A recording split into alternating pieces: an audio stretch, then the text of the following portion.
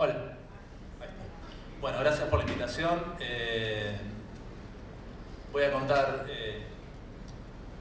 el trabajo que hacemos en el estudio A77, pero atravesado por ciertos aprendizajes que hemos tenido, que nos han llevado a pensar la enseñanza y el aprendizaje del proyecto. Así que bueno, van a pasar algunos proyectos que voy a tratar como de contarles qué aprendimos en cada uno de ellos y cómo esas cosas fueron llevándonos a otras, que nos hicieron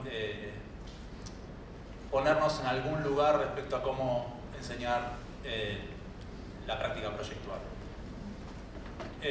Recién le hablaba con Alejandro de que siempre nos gusta hablar del 2001 para decir cómo empiezan las cosas. Por lo menos algunas personas nos hace sentir más cómodo decir que empezamos a trabajar en momentos de crisis en donde era muy difícil considerarnos arquitectos en la Argentina activos y dentro de un sistema productivo, con lo cual las primeras cosas que hemos hecho junto con Lucas Gilardi, que es mi socio, fueron obras de autoconstrucción y particularmente en este caso la ampliación de su propia casa, que es el cuarto de sus chicos. Esta obra hecha con materiales reutilizados nos lleva a una primera dimensión del aprendizaje sobre el proyecto para nosotros, que era empezar a trabajar con lo que teníamos a mano y hacerlo con nuestras propias manos. Inmediatamente empezaron a aparecer proyectos que tenían ese costado y al cual se le ha sumado otra cuestión. Por ejemplo, uno gana un concurso y le dicen, bueno, ganaste el concurso, bueno, ahora construirlo, después te damos el dinero para construirlo. Esa es un poco otra práctica que tuvimos que hacernos a la idea de que eran así las cosas, y para poder construirlo seguimos trabajando con materiales reutilizados. Este proyecto tenía que ser resuelto dentro de un contenedor portuario y lo que descubrimos era que las cajas de autopartes, que están acostumbradas a viajar en contenedores, eran mucho más fáciles de poner en ellos y tenían su propia inteligencia. Y empezamos a ver que los materiales tienen su propia inteligencia, que si uno pone una caja vertical, la puede usar como una barra, si la pone horizontal la puede utilizar como un banquito o como una biblioteca o X. Y entonces eso nos llevó a seguir utilizando este material porque era lo único que teníamos. Lo habíamos comprado con nuestro dinero, estábamos esperando el cobro del concurso, nos llamaban para otra muestra en la que había que hacer otra cosa, desarmábamos esa muestra, íbamos a otra, en un lugar de arte con esas mismas cajas, hacían otra configuración. Y me sentí identificado con Franco, de decir, bueno, teníamos una cantidad de ladrillos y los empezamos a poner apilados de una forma diferente, y en alguna medida tiene que ver con decir, bueno, con qué material trabajamos, cómo lo administramos, de qué forma lo ponemos en práctica o de qué forma lo movilizamos. Y eso nos llevó a pensar también que estábamos en condiciones de poder construir nuestros propios programas y nuestras propias agendas. Y en esa muestra anterior, en donde había un contenedor y era una muestra de diseño, pensábamos que podíamos armar una agenda de uso de esa institución nómade que habíamos propuesto. No nos dejaron porque era una muestra de diseño. Esto, que es una muestra de arte, nos permitieron usarlo. Entonces lo que aprendimos también es que el diseño se volvía contemplativo y el arte se volvía performático. Entonces que todas las disciplinas se empezaban a transformar, empezaban a tener diferentes modos de ser abordadas, al punto de que ese material que había sido comprado por nosotros en la ciudad de José León Suárez, había venido de Rosario, de la fábrica de General Motors, pero a su vez había venido de Brasil a la fábrica de General Motors, y por consecuencia la fábula termina en Brasil con estas cajas adentro de otras cajas exportadas, expuestas en un museo. Entonces empezamos a ver también que el aprendizaje no solo nos llevaba a pensar que las disciplinas estaban en crisis, sino también que el material tenía una condición de retraso en su caducidad que nosotros podíamos perfectamente interpretar y que también podía ser parte de nuestra modalidad de trabajo. Eso nos llevó a que nos consideraran arquitectos de la sustentabilidad, cosa que es totalmente ficcional, porque en realidad somos supervivientes nosotros como arquitectos. O sea, lo que estamos tratando de hacer era sobrevivir con 18 cajas que son las que empezaron en Brasil, volvieron a la Argentina y volvieron a Brasil nuevamente y quedaron en São Paulo en una muestra posterior. Pero la idea de las instituciones que podíamos inventar nosotros mismos, como las que se pensaron en el 2001, estaban todavía en movimiento, y se nos ocurre una institución que era ese mismo contenedor que había formado parte de una muestra de diseño, cuando nos invitan de Fundación Proa a construirlo realmente y a producir un centro cultural que se moviera por la ciudad temporada tras temporada en diferentes barrios, accionando con instituciones que entraban dentro de un circuito de anfitrionazgo, como que cada una podía ejercer la organización de la agenda junto con nosotros. Y entonces nos dimos cuenta que también podríamos ser gestores culturales de nuestros propios proyectos. Entonces no solamente los autoconstruíamos, sino también podíamos empezar a darle un sentido a la gestión y a la articulación de instituciones que hasta entonces no estaban en contacto entre sí. Esto es el Centro Cultural Nómada, que durante 6 años funcionó en Buenos Aires y que luego fue negociado con Fundación Proa para que nos financien otro proyecto autogestionado que más adelante voy a contar. Pero bueno, en el mismo momento que estábamos pensando esto, entramos en otro pensamiento, que fue el que nos lleva a pensar la práctica de la arquitectura dentro de la facultad, o la enseñanza de la arquitectura dentro de la facultad, que es el de los talleres de construcción colectiva y participativa. Nos llaman en Barcelona, de un centro cultural, cuya instalación más interesante que habían hecho dentro de un workshop es esta. Se prendió fuego, nos dijeron que si los podíamos reinterpretar, esta instalación que la habían construido en un taller de un artista japonés que se llama Tadashi Kawamata. Y nosotros lo que pensamos fue en construir primero un mapa de constelación del lugar, pensando en una hipótesis que diría que todo lo que ocurre como problema en un lugar también aloja su propia solución. Y que si nosotros podíamos unir los puntos de todas las cosas que estaban ahí, podíamos resolver el problema con muy poco costo, porque tendríamos que poder formar la mejor constelación de puntos posibles para que eso funcionara. Esa fue otra hipótesis de aprendizaje que nos sirvió para articular con la idea de construir un taller de construcción colectiva y participativa para resolver un problema determinado. A nosotros nos contratan para ver si podíamos no solamente reinterpretar ese sitio, sino también para poder integrar ese centro cultural que contenía esa instalación incendiada al barrio que tenía alrededor. Entonces empezamos a trabajar con una planta de reciclaje que quedaba a tan solo 10 metros del lugar, también con las artistas residentes del centro cultural, que empezaron a trabajar con los niños en unos talleres de reflexión sobre qué programa tenía que tener el trabajo que haríamos nosotros después, pero también para trabajar en la integración entre los niños y ese centro cultural. Ellos nos escriben el programa, nos lo dejan escrito en la pared. Entre las cosas que querían hay un dragón también que nos piden, un drac.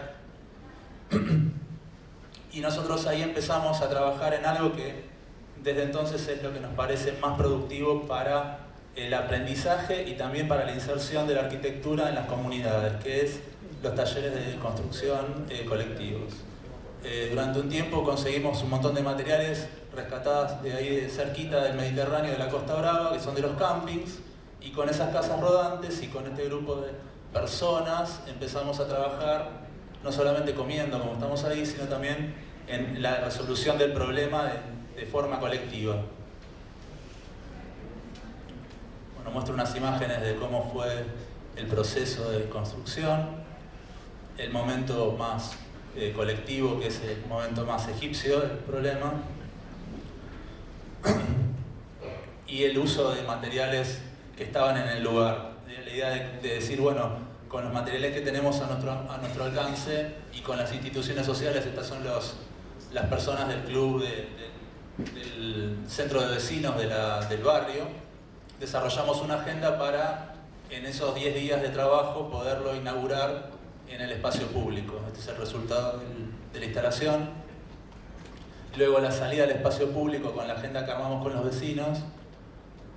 Y luego el estreno en el centro cultural con un recital que estaba programado con bandas que giran por ahí por la costa. El paso del tiempo, el mapa final de la constelación como quedó después de nuestra intuición inicial, los proyectos que se fueron dando en esos años, la formación de la imagen institucional con el artefacto casita rodante, las obras en construcción en la costa del Mediterráneo, la burbuja inmobiliaria y el cierre del centro cultural. Ese es el tema. La instalación quedó en ese lugar y la institución que pensábamos que iba a ser permanente fue efímera, y la instalación que pensamos que iba a ser efímera quedó ahí.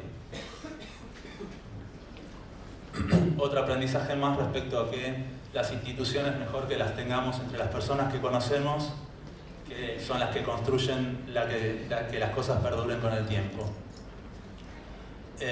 Y las asociaciones que fuimos logrando con ese grupo con el que trabajamos se mantuvieron en un proyecto que hicimos luego en Villa Lugano, en el taller que teníamos en aquel entonces, junto con escuelas públicas y con los niños de esas escuelas, con las artistas de ese centro cultural y con estudiantes de arquitectura de diferentes universidades. Hicimos un taller para desmontar un baldío, un lugar que estaba abandonado dentro de ese centro cultural autogestionado, que es el Centro Cultural Piedra Buenarte, y producir en un taller que hicimos con todos esos chicos y con estos estudiantes una estación de juegos construida en ese terreno que estaba abandonado.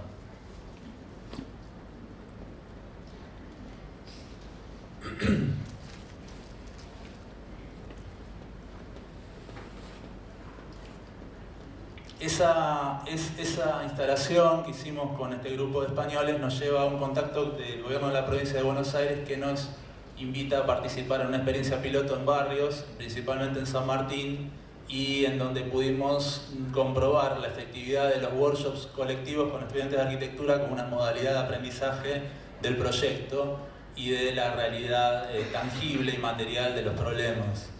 En un recorrido que hicimos durante cierto tiempo por ese barrio, hablamos con cada una de las organizaciones sociales y todas nos coincidieron que había que ayudar al club, que solamente tenía un baldío y que no podían jugar como locales en su cancha. Y lo que produjimos fue algo que nos pidieron, que fue un techo de sombra, un quincho para que tomen la merienda, y la cancha de fútbol para que puedan jugar junto con los baños y los vestuarios. Esto fue dentro de un plan de un programa de Naciones Unidas para el Desarrollo, el dinero que lo financió, pero que nos permitió construir una relación con ese club que todavía perdura. En ese entonces lo que llegamos a hacer luego fue una serie de juegos infantiles que los chicos nos ayudaron a pensar sobre qué cosas querían y cómo les querían. Como era del club del fútbol, lo pensamos como un lugar de entrenamiento también para ellos. Ellos nos pedían como lugares para invocar y demás. Y entonces repetimos el taller con este mismo grupo de estudiantes de diferentes universidades y facultades de arquitectura. Hicimos un juego que tenía una grada y que tenía lugares para trepar y demás. Entonces servía también como tribuna para la canchita que estaba recién estrenada. Hasta entonces veníamos pensando también que las instituciones podían ser móviles y salir al espacio público, como pasó con la Casa Rodantes o como Centro Cultural Nómade, pero nos llaman el MoMA del PS1, que es una sede que tiene el MoMA en Queens, para hacer que la ciudad entre dentro del museo. Y también trabajamos con una modalidad de una convocatoria pública para construir colectivamente dentro de ese museo una instalación que durara durante 3 meses y que viviera gente que vaya en rotación semana a semana y que puedan desarrollar actividades referidas a la muestra que tenía que ver con el desastre ecológico y con los problemas ecológicos y ambientales. Estos eran los postulados que encontramos cuando llegamos, estaban ellos pensando. Lo que nosotros propusimos fue, ellos habían visto la instalación en Barcelona y nos piden algo parecido a eso. Entonces usamos para el montaje las mismas casas rodantes para que tuvieran esa referencia visual. Y luego contamos también con un colaborador local, que fue nuestro socio en ese entonces, que tenía una comunidad de casas rodantes en Brooklyn, entonces sabía muy bien dónde conseguirlas, cómo comprarlas y demás. Esta fue una experiencia interesante también como modalidad de construcción colectiva. Había estudiantes de diferentes facultades, de diferentes lugares del mundo, artistas de diferente tipo y también gente que venía de ciencias sociales, ni siquiera tampoco tenían que ver con lo arquitectónico. Estas chicas, bueno, casualmente fueron argentinas que llegaron hasta ahí porque o se escaparon del viaje con sus padres o que casualmente tenían que viajar en ese momento. Pero bueno, había chicos de diferentes lugares del mundo. Estuvo interesante también como construcción de comunidad a través del trabajo. Durante un mes estuvimos construyendo la instalación con muchas complicaciones a nivel burocrático que no nos impidieron seguir trabajando.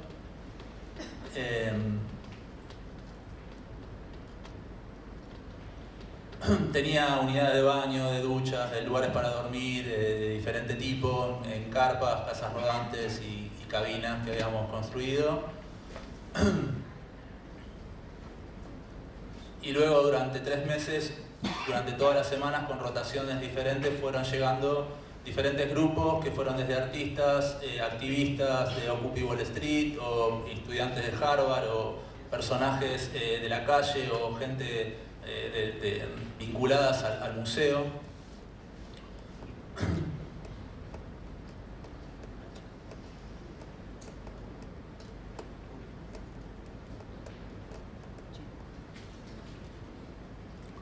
Y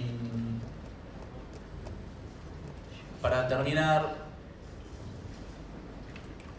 quiero contar el proyecto que nos entusiasma más del último tiempo que hemos hecho, que se llama El Gran Aula, que consistió en una reflexión en torno a lo que había sido el Centro Cultural Nómade, y es la creación de pequeños artefactos móviles para activar espacios públicos con actividades culturales de diferente tipo. Consisten en carros que cada uno tiene su superpoder o su acción con una persona que lo activa, que es un tallerista o una persona especialista en temas que van desde la alfarería, la imagen y el sonido, los títeres, el teatro, la fabricación de juguetes o de películas.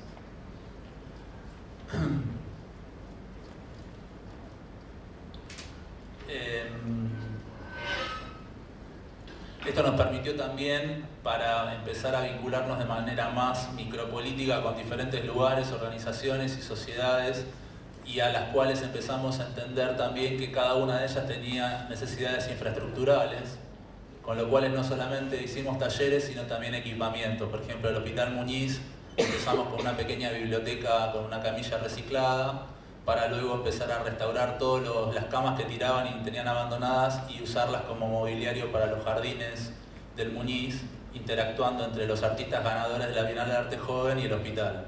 O sea, tratando de ser nexos entre instituciones que hasta entonces no se conocían. Y en el medio empiezan a aparecer también estudiantes, o en este caso artistas, que tienen algún interés por desarrollar su obra, y en ese sentido también lo consideramos uno de estos talleres de construcción colectiva.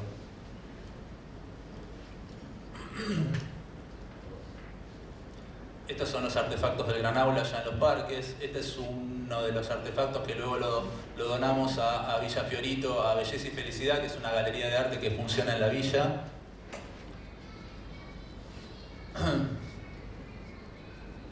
Y diferentes acciones dentro de los parques. Estuvimos en más de 25 plazas y parques de la ciudad de Buenos Aires durante 4 años. Sacamos nuestro libro sobre la experiencia.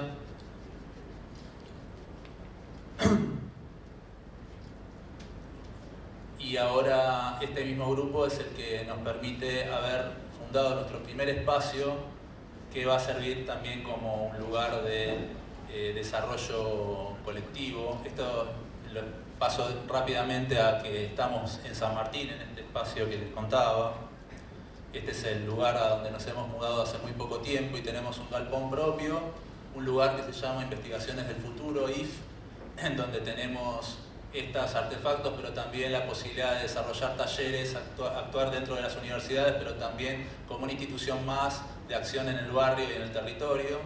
Y en la Universidad de San Martín, empezando a desarrollar a partir de la materia un proyecto que se empezará a construir dentro del segundo semestre del año para este espacio, que es un merendero y un jardín maternal que funciona dentro de uno de los barrios más pobres de la localidad de San Martín.